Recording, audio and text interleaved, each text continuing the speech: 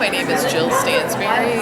My research partner, Bonnie Tien, is not here today. Together, we did a study called Now the Doors Are Open, where we looked at constructivist education in China. We looked at 3 different models of startup chain schools. One was an AMS chain, one was a Montessori AMI program. They are not certified by AMI, but all their teachers are AMI trained. And the third one was an international baccalaureate early childhood program. That was a school in a new school in a very large chain of already existing schools. So our research question was, what were the experiences of parents, teachers, and administrators in China when implementing Western-style early childhood education?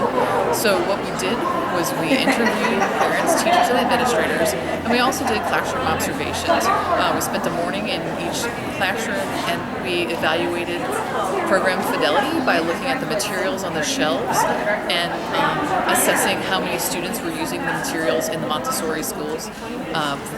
Materials are not a fidelity issue in an international baccalaureate program.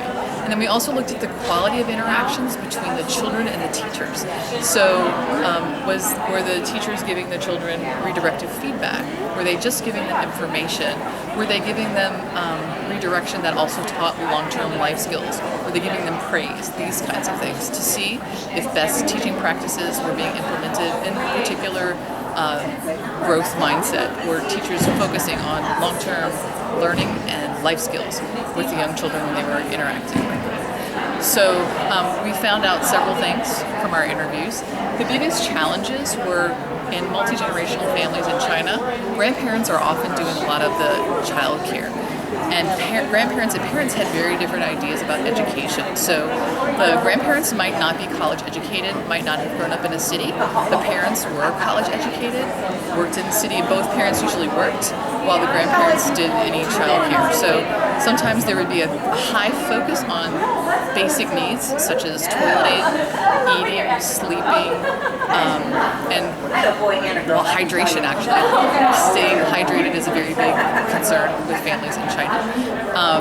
And by grandparents, and parents also care about these things, but they're also very interested in social skills and academic learning in a way that the older generation doesn't have a similar focus on. So sometimes the focus on basic needs as opposed to teaching long-term life skills was a place of created culture clashes between parents and teachers, and also between the adults inside of families.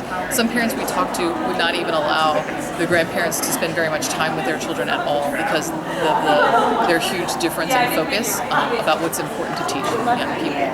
Another major challenge that we found, or a shift, was what I just talked about from the generation gap. There was a shift away from adult-centered learning and a basic needs focus. So people are choosing Montessori and international baccalaureate programs because the learning is child-centered.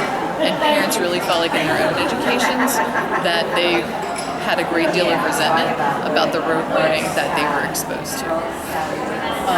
And also some of the challenges we noticed between teachers and students were that teachers' Montessori AMS program, which is what these data results focus on, gave students a lot of feedback about neutral positive redirection, which was largely about executive function skills. What work should you put away? How should your work be ordered on the floor? How many people can do what activity? Things like this. So they spent about 45% of their time on executive function redirection. They spent about 36% of their time giving lessons and presentations. 8% of time giving kids information like, put that work on the shelf over there, or your pencil's on the floor.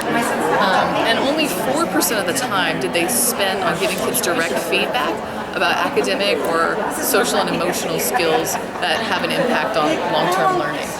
4% of interactions we were not able to hear, and 3% were praise, and mostly praise, like good job, which is not a best outcome, a best practice for giving interaction and feedback to children. So the limitations of the study were that it's very small. The startup schools, most of the teachers were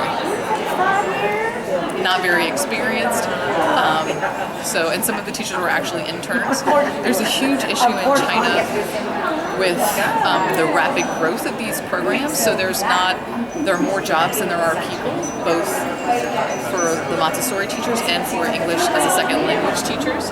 We found that for English as a second language teacher, a lot of times families were much more interested in how their child's English was developing than how their child's Chinese was developing.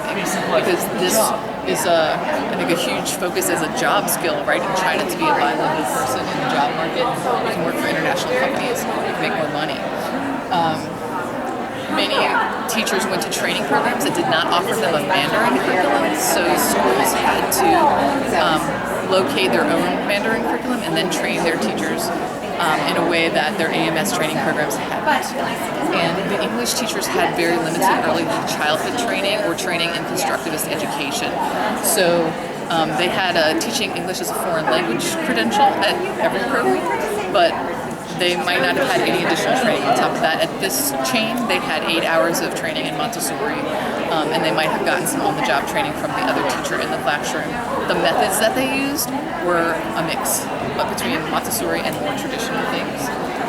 Adaptations that the school made, they had a primary school preparation program in the afternoon, which focused on math skills and on teaching Chinese characters. There is a huge amount of competition to get into bilingual primary schools, both public and private, so parents expect that their children will have the skills that they need to compete for very limited seats in highly competitive programs.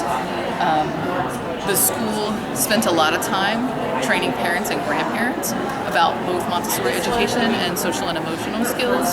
So there was a weekly training for parents. There was an intense Adlerian, long-term, like maybe 3 or 4 day training for parents. That program was also offered to teachers, and children got social and emotional training from the same program as well. And then teacher capacity was also an adaptation that the school system set up. It had an academic leader who all she did was support teachers. She observed everybody every month and gave them feedback on their practice, targets to achieve, and then followed up that they had achieved whatever their new targets were. Then they received weekly professional development from peers and from educational experts as well. And then our next steps are to finish our AMI data processing and our IB school data processing so we can do some comparisons between programs. And I think I already mentioned that the limitations were that this study is very small. So I'd be curious, there's a huge opportunity for other people to start to look at the types of teacher-student interactions across multiple cultures and also within China. Thank you very much for your time. Thank you.